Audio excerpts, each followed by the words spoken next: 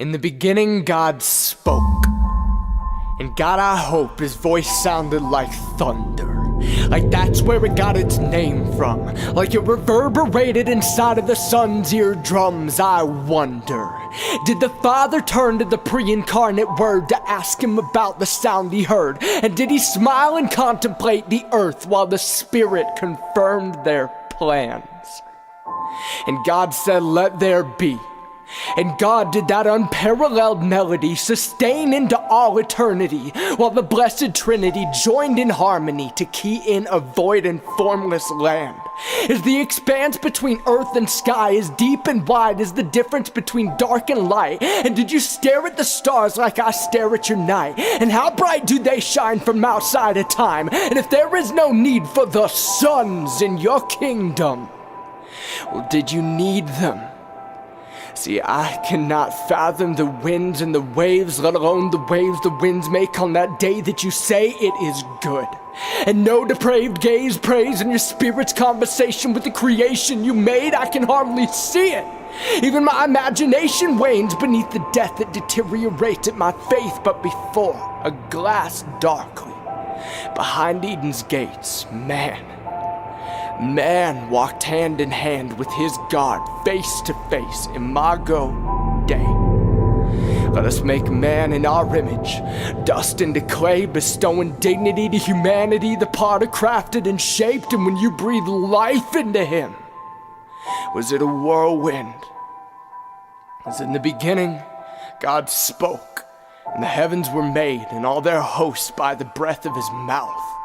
And the details are speculation, but I picture your creation of man as glory that heavenly host sung about. His chest rises and falls beneath this cosmic anticipation, waiting to see him open his eyes for the first time. His eyes open and close, and if there was an expectation, it was exceeded and pupils finally dilated to find God. God holding out his hand in a posture that hasn't changed, just like his plan hasn't changed since day one. And I like to think that they dance to the glory of his name, 3 in 1 as the breath in man's lungs. Perfect. God put him to work, and if only work were the work of the fall.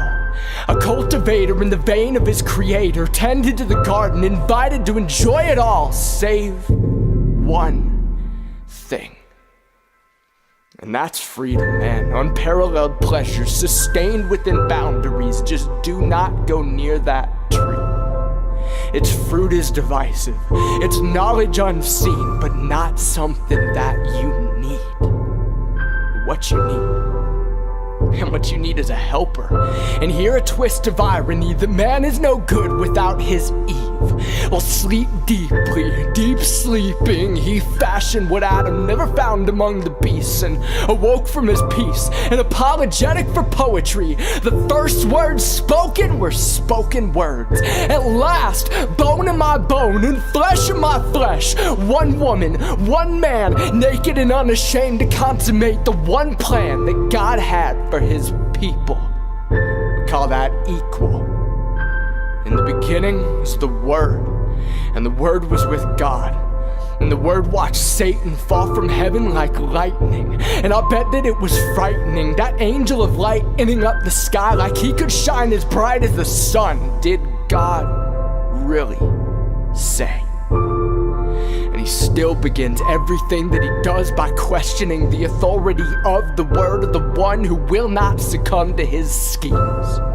The same cannot be said for Eve, the firstborn of the living, and of the dead offspring that labor beneath the curse that drips from good and evil's leaves. You will not die. And God knows that it's true. But God doesn't want the truth to be made known to you. And as it delighted her eyes, she took of the fruit. And her husband stood by, almost as if to assume that the fault wouldn't fall to the man in the room if he used his bride to hide his cowardice before he took a bite too. Evening. Come king's wind calling. Where are you? And I wonder what their friend felt like. like his heart had been broken in two. Like from the overflow of his soul, he crafted these people that were known and sought to dethrone their lover's rule. Who told you that you were naked? Did you eat of that forbidden fruit? And the enemy still distorts obedience for constriction as opposed to opportunity to worship you. Well, I guess he lives up to his name. Serpent, slithering, fame thief, fang, sucking blood from my veins while life and death hang in the balance. And we labor beneath the weight of Satan, sin, death, flesh, and its effects is justly sentenced to us on that day. What of man? And God said, let there be enmity. And God did that devastating melody leave any hope for me, while the broken-hearted Trinity joined in harmony to agree to go forth with your plans. Is the expanse between earth and sky as deep and wide as the separation between you and I? And do you long for my heart like I long for your eyes to shine and fill the universe a void that's in mine? And if you do still long to call sons to your kingdom, or will you free them? In the beginning, God spoke, and the heavens were made.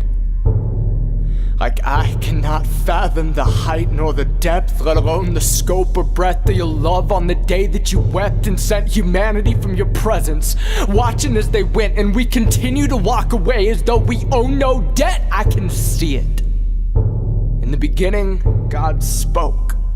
So is there no hope left? Do we all lay down and die the way we made our beds? In the beginning, God spoke. So is there no hope left for the devil? You will bruise his heel, but he will crush your head.